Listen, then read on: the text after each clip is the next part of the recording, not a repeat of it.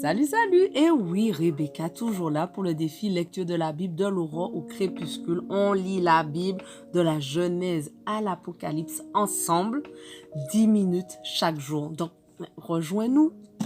Merci Seigneur parce que vraiment ta parole est tellement vivante et elle est vraiment vivante dans nos vies et vraiment je veux te remercier pour tout ce que tu nous dis, toutes les paroles que tu nous donnes chaque jour à travers ce défi. Bénis tous ceux qui sont avec moi et vraiment permets qu'on puisse comprendre le passage du jour au nom de Jésus. Amen.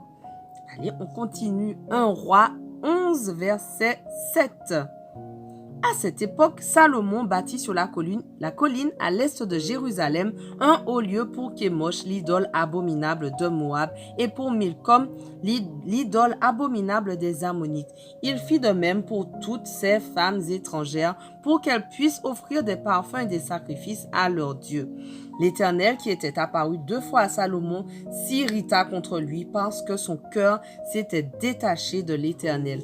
Le Dieu d'Israël, il lui avait pourtant donné des ordres sur ce point, lui défendant de s'attacher à des dieux étrangers, mais Salomon désobéit aux ordres de l'Éternel. Alors l'Éternel lui dit: puisque tu te conduis ainsi et que tu n'as pas respecté mon alliance et les ordres que je t'avais donnés, je t'arracherai la royauté et je la donnerai à l'un de tes sujets.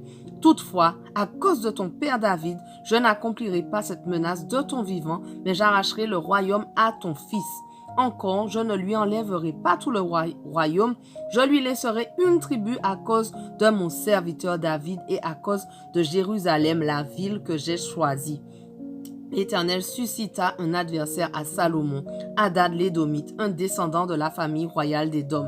Jadis, au temps où David avait combattu les Édomites, Joab, son chef d'armée, avait enterré et tué tous les Édomites de sexe masculin.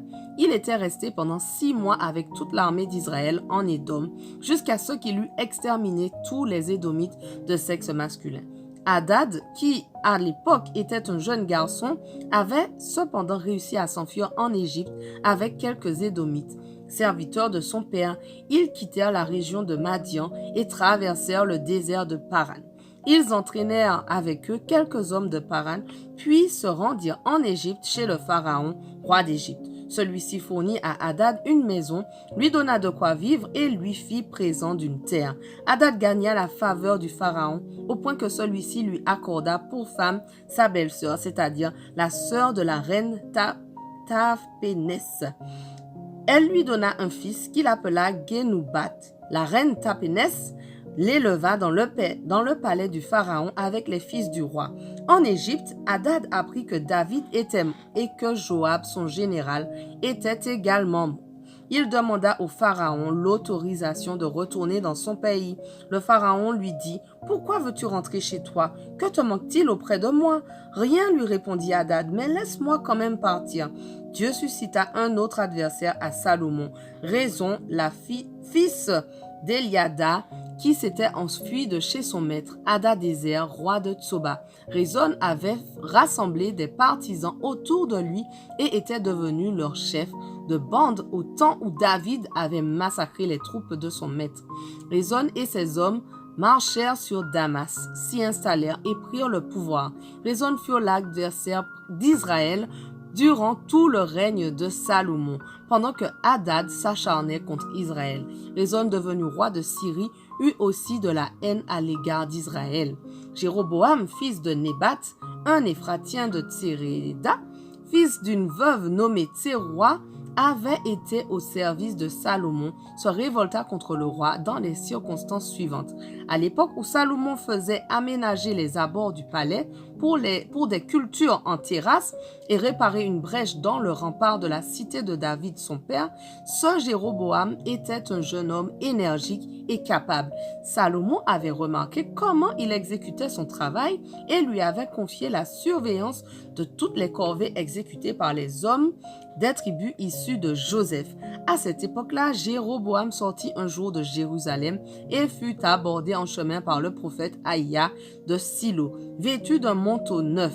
Ils étaient tous deux seuls dans la campagne. Aïa prit le manteau neuf qu'il portait, le déchira en 12 morceaux et dit à Jéroboam: « Prends pour toi 10 de ces morceaux, car voici ce que déclare l'Éternel, le Dieu d'Israël. J'ai décidé d'arracher le royaume à Salomon et de te confier 10 tribus. Une seule tribu lui restera à cause de mon serviteur David et de Jérusalem, la ville que j'ai choisie parmi toutes les tribus d'Israël. Je ferai cela parce que les Israélites m'ont abandonné et se sont prosternés devant Astarté, la déesse des Sidoniens, devant Kémosh, le dieu de Moab, et devant Milcom, le dieu des Ammonites, et parce qu'ils n'ont pas suivi les chemins que je leur ai prescrits pour faire ce que je considère comme juste et pour obéir à mes ordonnances et à mes lois, comme l'a fait David, le père de Salomon. Toutefois, ce n'est pas ce dernier que je dépouillerai de la royauté, je le laisserai régner jusqu'à la fin de sa vie à cause de mon serviteur David que j'ai choisi et qui a obéi à mes commandements et mes ordonnances. Mais je reprendrai la royauté à son fils et je te donnerai 10 tribus, laissant une tribu à son fils afin que mon serviteur David ait toujours un de ses descendants qui règne devant moi à Jérusalem, la ville que j'ai choisie pour y établir ma présence. Quant à toi, je te ferai roi et tu régneras comme tu le désires sur Israël. Si tu obéis à tout ce que je t'ordonnerai, si tu suis les chemins que j'ai prescrits et si tu fais ce que je considère comme juste en observant mes ordonnances et mes commandements, comme l'a fait mon serviteur David, je serai avec toi, je ferai de toi le chef d'une dynastie durable, comme je l'ai fait pour David, et je te confierai Israël. J'humilierai ainsi les descendants de David, mais ce ne sera pas pour toujours. Par la suite, Salomon chercha à faire périr Jéroboam.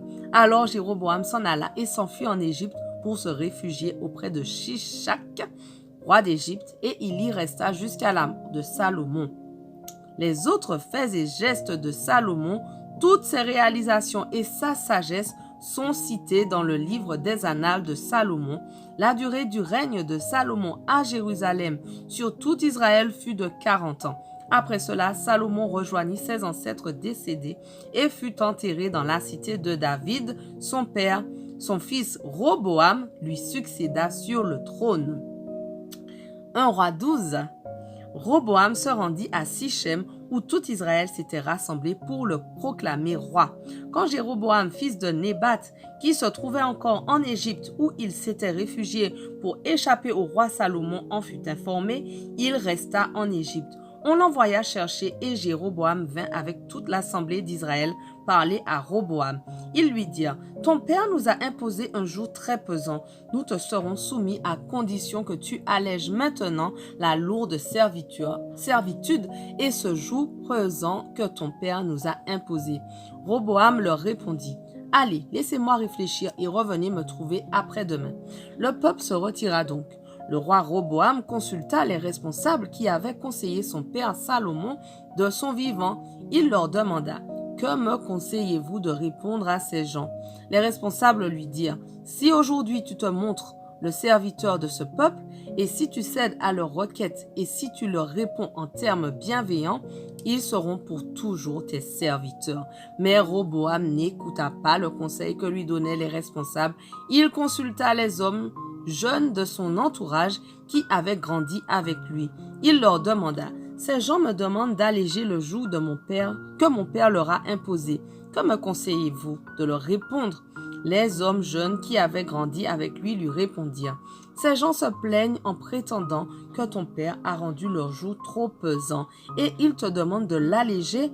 Eh bien, voici comment tu leur parleras. Mon petit doigt est plus gros que les reins de mon père. Oui, mon père vous a chargé d'un joug pesant, mais moi je le rendrai encore plus pesant. Mon père vous a fait marcher à coups de fouet, moi je vous ferai marcher avec des lanières cloutées. » Le surlendemain, Jéroboam et tout le peuple vinrent trouver Roboam comme le roi le leur avait commandé. Le roi ne tint pas compte du conseil des responsables et il parla durement au peuple. Notre passage du jour touche à sa fin, mais on continue dès demain. On ne lâche rien. Allez, sois bénis.